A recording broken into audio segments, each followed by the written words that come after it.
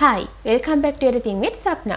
ඉතින් අද අපි කතා කරන්නේ අපි කොහොමද අපේ සම Blackheads Whiteheads වලින් තොරව හැමදාටම පිරිසිදුව ලස්සනට පවත්වාගෙන යන්නේ කියලා. සරලවම ගත්තොත් එහෙම අපේ මේ ස්කින් එකේ ඇතිවෙන බොහෝමයක් ගැටලු වලට විසඳුමක් වෙන ක්ලීන් අප් එකක්. කොහොමද අපි ගෙදර ඉඳලම පහසෙන්ම කරගන්නේ කියලා බලන්න. ඉතින් මේ වීඩියෝ එක බලාගෙන ඉන්න ඔයා මගේ channel එකට අලුත් කෙනෙක් නම් අයිබෝවන් කියලා පිළිගන්නවා. ඉතින් මේ වගේම වීඩියෝස් දිගටම බලන්නට channel එක subscribe කරන්න, notification bell එක on කරන්න, දිගටම අපිත් එක්ක රැඳිලා ඉන්න. දැන් එහෙනම් අපි බලමු මේ clean up එක කරගැනීම සඳහා අවශ්‍ය වෙන ද්‍රව්‍ය සහ ක්‍රියාපිළිවෙත මොකක්ද කියලා. පළවෙනි දේ තමයි face wash එකක් හෝ cleanse එකක් භාවිතා කරලා අපේ මුහුණේ සම ඉතාමත් හොඳින් පිරිසිදු කර ගැනීම. ඉතින් මෙවැනි clean up එකක් කරන අවස්ථාවකදී අවශ්‍යතාවය අනුව ඔයාට මේ දෙකම උනත් පාවිච්චි කිරීමේ හැකියාවක් තියෙනවා. ඉතින් අද මම පාවිච්චි කරන්නේ මෙන්න මේ Neutrogena එකෙන් එන Neutrogena Hydro Boost Hydrating Cleansing Gel එක. ඉතින් මේ cleansing gel එක non comedogenic oil free වගේම soap free නමුත් foaming product එකක්. මොන හොඳටම ක්ලීන් වෙනවා. ඒ වගේම hyaluronic acid නිසාම සමට හොඳ තෙතමනයක් ලබා දෙනවා. ඉතින් මේ නිෂ්පාදනය පාවිච්චි කරනකොට අපේ cheek area එකේ skin එක ටිකක් තද ගතියෙන් අඩු නිසාම ඇඟිලි දෙක මෙන්න මේ ආකාරයෙන් තියලා සම යම් තාක් දුරකට ඇදීමකට ලක් කරලා මේ පේන විදිහට අඩු ප්‍රෙෂර් එකක් යටතේදී මුහුණ පිරිසිදු කරගන්නට පුළුවන්. ඊට පස්සේ මුහුණ පිරිසිදු වතුරෙන් සෝදා ගන්න. ඉතින් ඊළඟ පියවර තමයි ස්ක්‍රබ් එකක් පාවිච්චි කිරීමෙන් අපේ සම මත තියෙන මැරුණු සම ඉවත් කර ගැනීම. ඉතින් මෙවැනි ස්ක්‍රබ් එකක් තෝරා ගැනීමේදී සැලකිලිමත් වෙන්න එක්ස්ෆොලියන්ට් එක විදිහට ප්ලාස්ටික් බීඩ්ස් වෙනුවට ස්වභාවික අමුද්‍රව්‍ය උදාහරණ විදිහට පළතුරු වල ඇට වගේ දේවල් තියෙන නිෂ්පාදන තෝරා ගැනීමට. ඒ කියන්නේ herbal exfoliants තියෙන නිෂ්පාදන තෝරා ගැනීමට. ඉතින් අද කරන්නේ clean up process එකක් නිසා ඔයාගේ සමේ ස්වභාවය අනුව ඔයාට පුළුවන් deep හෝ moderate scrub එකක් තෝරා ගන්නට. ඉතින් අද මම පාවිච්චි කරන්නේ මෙන්න මේ Spa-Silon එකෙන් එන Spa-Silon White Rice Facial Exfoliator එක. ඕනම scrub එකක් use කරන්න කලින් මුහුණ හොඳට තෙත තියෙන්න ඕනේ. හැම වෙලාවකම අපි නිෂ්පාදනයේ ඉන්ස්ට්‍රක්ෂන්ස් වලට අනුකූලව තමයි ඒ නිෂ්පාදනය පාවිච්චි කරන්න ඕනේ.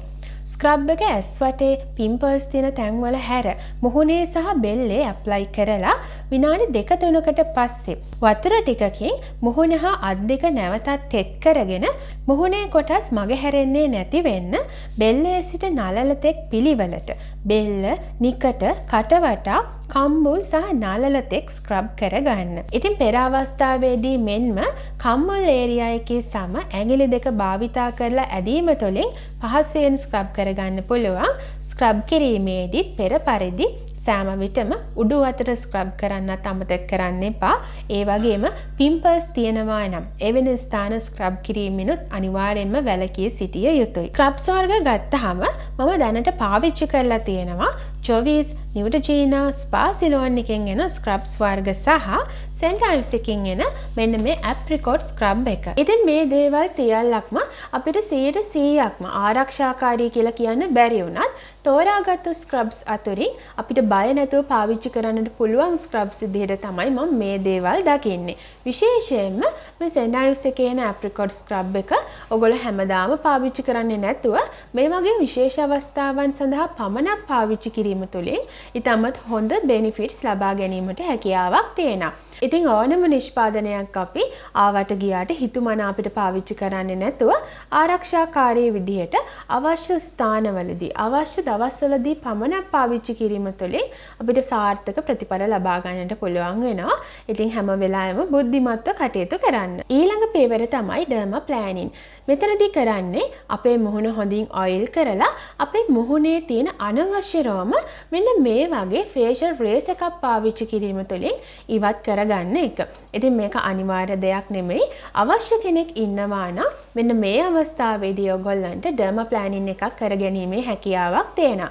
ඉතින් මේ හා සම්බන්ධව මම වෙනම වීඩියෝ එකක් කරලා තියෙනවා. ඉතින් ඔයගොල්ලෝ ඩර්මාප්ලානින් එකක් කරනවා නම් හරි විදිහට ෆේෂියල් රේස් එක පාවිච්චි කරන්නේ කොහොමද කියලා ඒ වීඩියෝ එකෙන් බලන්නට පුළුවන්. ඉතින් මේ අවස්ථාවේදී ඩර්මාප්ලානින් එකක් කරන කෙනෙකුට අපි ඇප්ලයි කරපු ඔයිල් ටික නැවතත් රිමූව් කර ගැනීම සඳහා ජෙන්ටල් ක්ලෙන්ස් එකක් පාවිච්චි කරන්නට හැකියාවක් තියෙනවා. ඉතින් ඊළඟ පියවර තමයි මූණ හොඳින් ස්ටීම් කිරීම. ඔයා ඩර්මාප්ලානින් එකක් කරන්නේ නැති කෙනෙක් නම් ඔයාට පුළුවන් ස්ක්‍රබ් එක පාවිච්චි කරලා ඉවරුණාට පස්සේ ස්ටීම් කරන්න පටන් ගන්න. ඉතින් ස්ටීම් කිරීමේදී ඔයාට පුළුවන් මේ පේනවා වගේ උණු වතුර එකකින් එන හුමාලයට මූණ අල්ලන්න. එහෙමත් නැත්නම් මෙන්න මේ වගේ ස්ටීම් මැෂින් එකක් පාවිච්චි කරලා මේ තුලින් එන හුමාලයට මූණ ඇල්ලීම තුලින් උනත් ඔයාට ස්ටීම් කරගැනීමේ හැකියාවක් තියෙනවා. ඉතින් මම හිතනවා මේ දවස්වල තියෙන වාතාවරණයත් එක්ක බොහෝ දෙනෙක්ගේ නිවෙස් තුළ මෙවැනි ස්ටීම් මැෂින්ස් ඇති කියලා. ඉතින් ඔයාට පුළුවන් මේ කැමති ක්‍රමයකට විනාඩි 5-10ක් අතර කාලයක් ඔයාගේ මූණ හොඳින් ස්ටීම් කර ගැනීමට. මේ ස්ටීම් කරනකොට ඕනෝට වඩා මුහුණ ඔයගොල්ලෝ වතුර එකක් පාවිච්චි කරලා ස්ටීම් කරනවා නම් ලං කරන්න යන්න එපා. ඉතින් මේ මැෂින් එකෙන් උනත් එහෙම තමයි. ඒ වගේම තමයි ඕනෝට වඩා ස්ටීම් කරන්නත් එපා. ඒකට හේතුව තමයි අනවශ්‍ය විදිහට ස්ටීම් කිරීම තුළිනුත් අපේ සම ඉරිටේට් වීමට හැකියාවක් පැවතීම. ඉතින් මේ ආකාරයට ස්ටීම් කිරීමේ අරමුණ තමයි අපේ සමේ සිදුරු තුළ හිර වෙලා තියෙන blackheads සහ whiteheads මේ ස්ටීම් කිරීම තුළින් බුරුල් වීමකට ලක් වෙනවා. ඉතින් එතකොට අපිට ඒ දේවල් පහසුවෙන්ම ඉවත් කර ගැනීමේ හැකියාවක් ලැබෙන එක. ඉතින් මේ විදිහට ස්ටීම් කරගත්තට පස්සේ ඊළඟ පියවර තමයි මෙන්න මේ වගේ blackhead removing extract එකක්. එහෙමත් නැත්නම් blackhead removing tool එකක් පාවිච්චි කරලා අපේ මේ මෙලෙක් වුණ blackheads whiteheads සියල්ලම ඉවත් කර ගැනීම. ඉතින් මෙවැනි tool එකක් පාවිච්චි කිරීමේදී ඕගොල්ලෝ අනිවාර්යයෙන්ම සැලකිලිමත් වෙන්නට ඕනේ පාවිච්චි කිරීමට පෙර. අපේ සමත් සමග කන්ටැක්ට් වෙන කොටස. දැන් මෙතනදී නම් මේ ලූප් එකක් වගේ තියෙන්නේ. අන්න ඒ කොටස ඉතාමත් හොඳින් පිරිසිදු කරගෙන තමයි අපි මේක පාවිච්චි කළ යුත්තේ. පිරිසිදු කිරීම කටයුතු සඳහා ඔයගොල්ලන්ට ගෙදර තියෙනවා නම් සර්ජිකල් ස්ප්‍රීඩ් ටිකක් පාවිච්චි කරලා මෙතන පිරිසිදු කරගන්නට පුළුවන්. එහෙමත් නැත්නම් සබන් ටිකක් පාවිච්චි කරලා මෙතන හොඳට අතුල්ලලා සෝදලා ඉවත් කරන්නටත් පුළුවන්.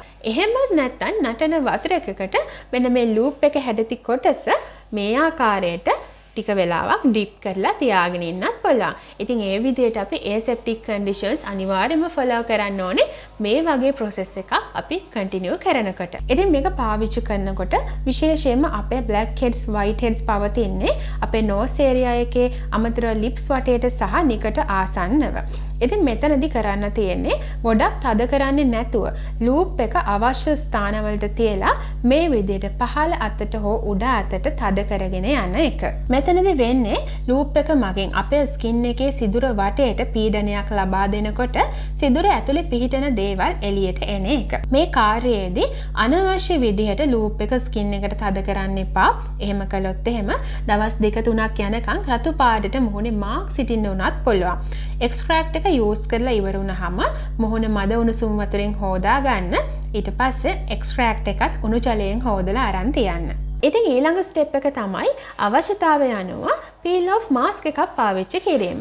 ඉතින් මම නම් සාමාන්‍යයෙන් මේ වගේ clean up එකක් කරනකොට extract එක පාවිච්චි කරාට පස්සේ ඊළඟ ස්ටෙප් එක විදිහට peel off mask එකක් පාවිච්චි කරනවා. ඒකට හේතුව තමයි අපි extract එක පාවිච්චි කරාට පස්සේ බාගෙට එළියට ආපු blackheads ඊළඟට පුංචි පුංචි කෙස් ගස් තියෙනවා නම් ඒ දේවලුත් සම්පූර්ණයෙන්ම අපිට මේ වගේ peel off mask එකක් පාවිච්චි කිරීමෙන් remove කර ගැනීමේ හැකියාවක් තියෙනවා. ඒ කොහොම වුණත් ඔයාලට peel off mask එකක් පමණක් පාවිච්චි කිරීමෙන් නම් මේක සාර්ථකවම කරගන්නට අපහසුයි. ඒකට හේතුව තමයි අර ඇතුලේ හිර වෙලා තියෙන කොටස් මේ මගින් අපිට එළියට ගැනීමට හැකියාවක් ලැබෙන්නේ නැති එක. ඉතින් පොඩ්ඩක් හරි එළියට පැමිණිලා තියෙනවා නම් ඒ එළියට ඇවිල්ලා තියෙන කොටසත් එක්ක මාස්ක් එක ඇටච් වෙලා ඇදිලා ගැලවිලා එන එක තමයි මෙතනදී සිද්ධ වෙන්නේ. ඉතින් මම පාවිච්චි කරන්නේ මෙන්න මේ Dr. Russell එකෙන් යන peel off mask එක. මම මේ ගැන වීඩියෝ එකක් කරා. ඉතින් වැඩි විස්තර ඒ වීඩියෝ එකෙන් ඔයගලන්ට දැනගන්නට පුළුවන්. ඉතින් මේ මාස්ක් එක මම පවුඩ් පෞද්ගලිකව මුළු මූණටම පාවිච්චි කරන්නේ නැහැ. අවශ්‍ය ස්ථානවලට පමණයි මම පාවිච්චි කරන්නේ. මේ ස්ටෙප් එක වෙනුවට ඔයගලන්ට ඕනනම් පුළුවන් ජෙලටින් වගේ දෙයකින් පීල් ඔෆ් මාස්ක් එකක් ගෙදරදිම හදා ගන්න. ඉතින් එහෙම පාවිච්චි කරනවා නම් මීට වඩා ඒක ගොඩක් ආරක්ෂාකාරී. ඉතින් මේක පාවිච්චි කරනකොටත් ඔයගලන්ට බ්‍රේක් අවුට්ස් තියෙනවා නම් පිම්පල්ස් තියෙනවා නම් ඒ වෙන ස්ථාන මගේ හැරලා ඇප්ලයි කරන්න. මොකද ඉන්ග්‍රීඩියන්ට්ස් ගත්තාම මට 100%ක්ම මේක හොඳයි කියලා ඕනම කෙනෙකුට රෙකමන්ඩ් කරන්න ටිකක් අමාරුයි. නමුත් අපි නිතරම පාවිච්චි කරන්නේ නැති නිසා අපිට මේක පරිස්සමට පාවිච්චි කරන්න පුළුවන්. නමුත් බ්‍රේක් අවුට්ස් පිම්පල්ස් වගේ තත්ත්ව තියෙනවා නම් ඒ වෙන ස්ථානවල නම් මේක ඇප්ලයි කරන්න එපා. ඉතින් මේ විදිහට විනාඩි 20ක් විතර ගියාම මේක හොඳට වේලෙනවා. එතකොට එක කෙලවරක ඉඳලා ගලවන්න පටන් ගන්න. ඊට පස්සේ සිසිල් වතුරෙන් හොද ගන්න. ඉතින් දැන් තියෙන්නේ ෆේෂල් මාස්ක් එකක් ඇප්ලයි කරන එක. ඉතින් මේක අත්‍යවශ්‍ය නැහැ. ඔයාට අවශ්‍ය නම් මේක ඇප්ලයි කරන්න පුළුවන්. එහෙමත් නැත්නම් ඔයාට ටෝනර් කරලා මොයිස්චරයිස් කරලා මේ ස්ටෙප්ස් ටික ඉවර කරන්නත් පුළුවන්. ඉතින් මාස්ක් එකක් ඇප්ලයි කරනකොට ඔයාට ඕන නම් පුළුවන් ගෙදර හදන මාස්ක් එකක් ඇප්ලයි කරන්නත්. නමුත් අද නම් මම පාවිච්චි කරන්නේ ස්පාසිලෝන් එකෙන් එන මෙන්න මේ white tube rose facial mask එක. ඉතින් මේක ස්කින් එක පේන්නේ නැති වෙන්න තුනී ලේයර් එකක් විදිහට ඇප්ලයි කරලා ටබ් එකේ තියෙන ඉන්ස්ට්‍රක්ෂන්ස් වලට අනුව විනාඩි 10කින් පස්සේ සිසිල් වතුරෙන් හොදලා අයින් කරනවා. ඉතින් ඊළඟ ස්ටෙප් එක තමයි ටෝනර් කිරීම. මේ අවස්ථාවේදී ඔයාලඟ ටෝනර් එකක් නැත්නම් ඔයාට පුළුවන් රෝස වතුර ටිකක් පාවිච්චි කරන්න. එහෙමත් නැත්නම් අයිස් කියුබ් ට්‍රීට්මන්ට් එක කරන්නත් පුළුවන්. ඉතින් අද මම නම් පාවිච්චි කරන්නේ මෙන්න මේ සිම්පල් බ්‍රෑන්ඩ් එකෙන් එන ටෝනර් එක. ඉතින් ටෝනර් කරාට පස්සේ ඊළඟ ස්ටෙප් එක තමයි මොයිස්චරයිස් කිරීම. ඉතින් මොයිස්චරයිස් කරන ස්ටෙප් එකේදී ඔයාට කැමති නම් පුළුවන් ඇලෝවෙ වෙරා ජෙල් ටිකක් ඇප්ලයි කරන්න. එහෙමත් නැත්නම් ඔයා සාමාන්‍ය පාවිච්චි කරන මොයිස්චරයිස් එක හෝ ඩේ ක්‍රීම් එක හෝ නයිට් ක්‍රීම් එක ඇප්ලයි කිරීමේ හැකියාවක් තියෙනවා. ඔයා මේ ක්ලීන් අප් එක කරන අවස්ථාව අනුව. ඉතින් මෙන්න ක්ලීන් අප් එකක් කිරීම සඳහා වඩාත්ම සුදුසු කාලය තමයි හවස් කාලය. ඒ වගේම තමයි වොෂ් එකක් දාලා ඔළුවේ නානවා නම් නාලා ඉවර වෙලා මේක කරනවා නම් තවත් හොඳයි. තවත් ආරක්ෂාකාරී. ඉතින් මම නම් සාමාන්‍යයෙන් මේ වගේ දෙයක් කරන්න තෝරගන්නේ ෆ්‍රයිඩේ ඉවිනිං. එකට හේතුව තමයි වීකෙන්ඩ්ස් වල අපිට හැමෝටම වගේ නිවාඩු තියෙන නිසා. ඊළඟට මේ වගේ ක්ලීන් අප් එකක් ඕගලන්ට ඕන නම් පුළුවන් සති 3කට පාරක් කරගෙන යන්න. නමුත් ඔයාගේ ස්කින් එක ගොඩාක් ඔයිලි ස්කින් එකක් නම් ඔයාට පුළුවන් සති 2කට මේ වගේ දෙයක් සිද්ධ කරන්න. ඉතින් එහෙනම් මං හිතනවා අද වීඩියෝ එකත් ඔයගලන්ට ගොඩක් ප්‍රයෝජනවත් වෙන්නට ඇති කියලා. එහෙනම් අලුත් දවසක අලුත් වීඩියෝ එකකින් එනකම් ඔයගොල්ලෝ පරිස්සමට ඉන්න. Bye bye. See you guys.